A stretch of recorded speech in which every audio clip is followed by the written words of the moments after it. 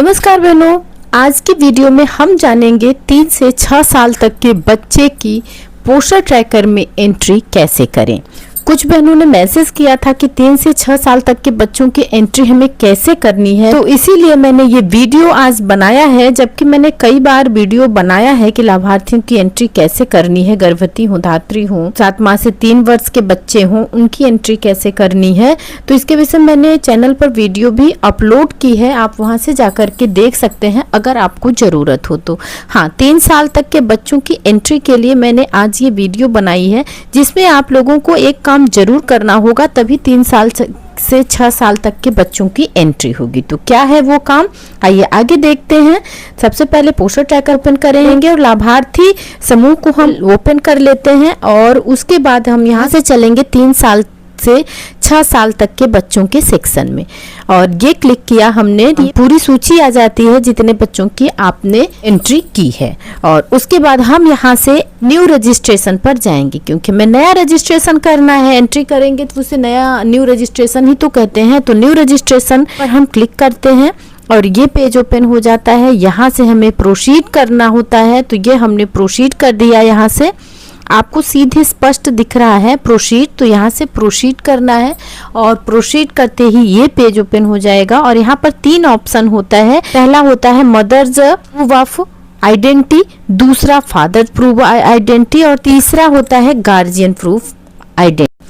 तो आप जिसके भी आइडेंटिटी से बच्चे का रजिस्ट्रेशन करेंगी, उसी के सामने जो ये गोला बना हुआ है, उसी गोले को आपको टच कर देना है। अगर आप माँ के आधार से बच्चे की एंट्री कर रही हैं तो मदर्स प्रूफ ऑफ आइडेंटिटी को क्लिक कर लेना है इसे।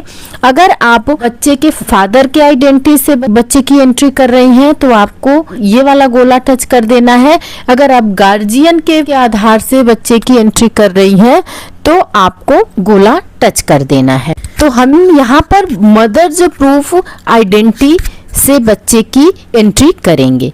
आप जिसके भी, चाहे माता से के आधार से, चाहे पिता के आधार से, चाहे गार्जियन के आधार से, किसी के भी आधार से बच्चे की एंट्री करेंगी तो सेम प्रोसेस आपका होगा। जैसे माँ के आधार से होगा वैसे पिता के आधार से, और वैसे ही गार्जियन के आधार से होगा। तो हम करेंगे माँ के आधार से बच्चे की एंट्री। तो हमने माँ के सामने वाले गोले को टच कर दिया है, प्रोसीड करेंगे और ये पेज ओपन हो जाएगा। आधार नंबर डालना है, तो आधार नंबर आप माँ के आधार से कर रहे हैं बच्चे की एंट्री, तो माँ का ही आधार नंबर आपको डाल देना है। यहाँ माँ का आधार नंबर डालेंगे, जो नंबर आधार से लिंक होगा वही मोबाइल नंबर आपको यहाँ पर डाल देना है। मोबाइल ऑथेंटिकेशन के लिए आपको रिक्वेस्ट ओटीपी पर क्लिक करना है।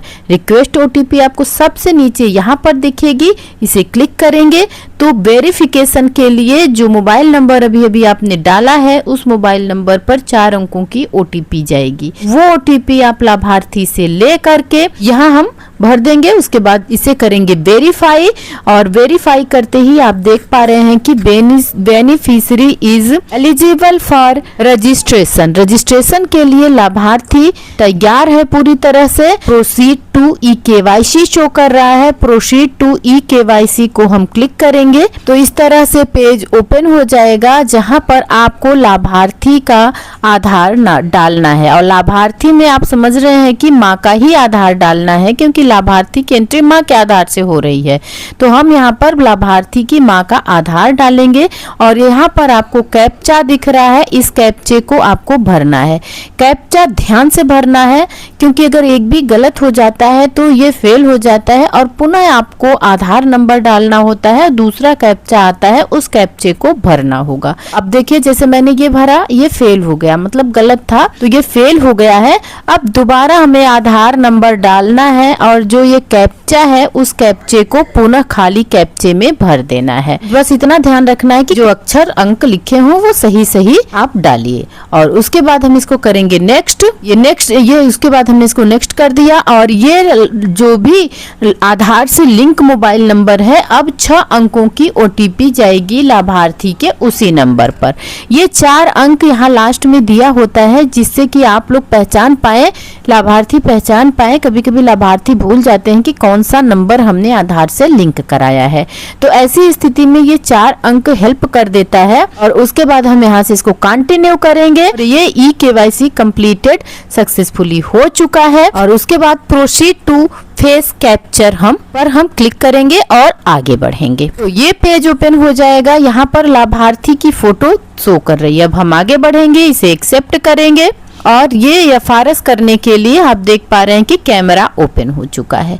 अब कैमरा ओपन हो चुका है तो आप लाभार्थी को ऐसी जगह खड़ा कीजिए जहां की दीवार पीछे व्हाइट हो, लाभार्थी का चेहरा स्ट्रेट हो और आंखों को ब्लिंक करवाइए। और इस तरह से हमने लाभार्थी का FRS कर लिया। लाभार्थी के FRS में आप बच्चे का FRS नहीं करेंगे, ध्यान दीजिए, क्योंकि आपने माँ का आधार लगाया, माँ की KYC की है, तो अब आप FRS में माँ की ही फोटो लगेगी। और उसके बाद हम इसको करेंगे वेरीफाई और फेस वेरिफिकेशन सक्सेसफुली हो चुका है।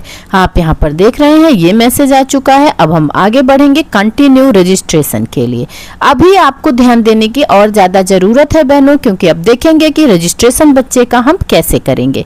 तो सबसे पहले आप देखिए यहाँ पर चाइल्ड फोटो मांग रहा है और ये कैमरा है, तो इस कैमरे को आपको क्लिक करना है। मोबाइल नंबर पहले ही हो चुका है, तो लाभार्थी का यहाँ से हमें फोटो लेना है। इस कैमरे को हम क्लिक करेंगे, देखिए क्या होता है, ये कैमरा ओपन हो चुका है। अब जिस तरह से आप FRS करते हैं गर्भवती धात्री या जिनकी अभी अभी इनकी माँ का आपने FRS किया है, वैसे ही आपको बच्चे का भी FRS करना होगा, तभी जाकर के 3 से 6 साल तक के बच्चे का रजिस्ट्रेशन कंप्लीट होगा। और ये हमने फेस कैप्चर कर लिया है, बच्चे की फोटो आप देख पा रहे हैं, फेस अच्छी तरह से आ चुका है। अब हम यहाँ से इसको करेंगे सेव। ये हमने सेव कर लिया है। थोड़ा नेटवर्क की दिक्कत है तो ये टाइम ले रहा है।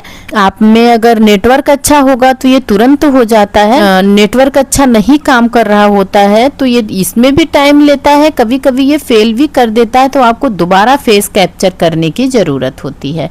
बच्चा है एक बार में सही से नहीं करवा पाता है। अभी आप देख पा रहे हैं कि ये फोटो बच्चे की शो करने लगी है। अगर फोटो सही नहीं हुई है तो ये डिलीट का बॉक्स भी दिखता है, आप इसको डिलीट कर देंगे, टच कर देंगे तो ये डिलीट हो जाएगा और आप दोबारा फोटो ले पाएंगे। और इस तरह से हमने बच्चे की फोटो ले ली, मतलब FRS कर लिया। अब इसके बाद बच्चे का नाम डालना है। बच्चे का नाम डाल दिया है, योर लैंग्वेज में बच्चे का नाम डाल देना है और उसके बाद आपको बच्चे की जन्म तिथि डालनी है। तो ये बच्चे की जन्म तिथि 3 साल से 6 साल तक का बच्चा है। हमारे पोषण ट्रैकर में तो सारे बच्चों का होता है, कभी कभी कोई बच्चा जब बाहर रहता है फिर आ जाता है, 3 साल का हो गया, वो स्कूल में आता है, तो उसके लिए फिर बच्चा आ ही गया है तो हम उसका रजिस्ट्रेशन करते हैं। और इस तरह से आप जो भी यहाँ पर सेक्शन मांग रहा है, कैटेगरी मांग रहा है, रेजिडेंस मांग रहा है, वो सारा कुछ आपको भर देना है। रेजिडेंस में आपको परमानेंट करना है और उसके बाद हम इसको कर देते हैं सबमिट। ये सबमिट का बटन दबाते ही आप देखिए कि मोबाइल वेरिफिकेशन के लिए आपके मोबाइल नंबर पर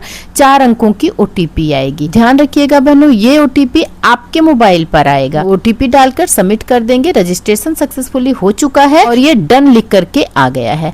तो हम डन को टच करेंगे और देखेंगे कि जिस बच्चे का हमने रजिस्ट्रेशन किया है क्या वो लाभार्थी के समूह में पहुंचा है या नहीं पहुंचा है। तो ऋषभ का हमने किया है, आप देख पा रहे हैं कि ये पीले कलर में शो कर रहा है, अभी प्रोसेस में लगा हुआ है, कुछ देर में ये पीला कलर हट जाएगा और आपका लाभार्थी वाले सेक्शन में आपके लाभार्थी की एंट्री हो जाएगी। तो उम्मीद करती हूँ कि वीडियो की जानकारी आप लोगों को समझ में आ गई होगी बहनों। और हाँ, अगर आप लोग चैनल पर नए हैं तो आंगनबाड़ी से संबंधित, पोषण ट्रैकर से संबंधित किसी भी जानकारी के लिए परवरिश विद प्रभा सिंह चैनल को सब्सक्राइब जरूर करिएगा। और हाँ बहनों, आप लोग वीडियो देखते हो पर वीडियो लाइक नहीं करते हो, रिक्वेस्ट है कि वीडियो देखिए पर उसे लाइक जरूर कीजिए। फिर मिलते हैं अगले वीडियो में। अगर आपको किसी टॉपिक पर वीडियो की ज़रूरत हो, जानकारी की ज़रूरत हो, तो आप मुझे कमेंट कर सकते हैं, जिस पर मैं वीडियो बनाऊंगी, जिससे कि आपके काम में भी हेल्प हो सकेगी। तो फिर मिलते हैं अब अगले वीडियो में। नमस्कार बहनों।